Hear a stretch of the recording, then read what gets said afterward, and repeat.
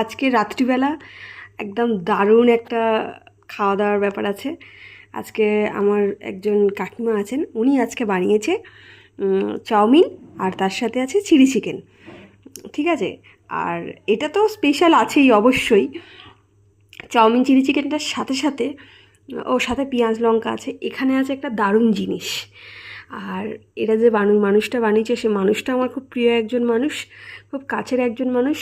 আর উনি এই জিনিসটা বছরে একদিন করে বানায়, শীতকালে, শীতের সময় বানায়। আর এটা আমার মানে আমাদের বাড়িতে কেউ বানাতে পারে না, ওনার হাতেরই আমার পছন্দ ভীষণ। আর আমি মানে ভীষণ ভীষণ পছন্দ করি ওনার হাতের এই জিনিসটা।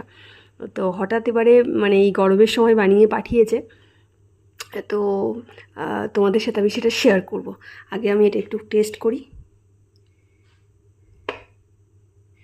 এটাও আমার একজন কাকিমা বানিয়েছে। ওনার হাতের রান্না এমনিতেই খুব ভালো, টেস্টি হয়।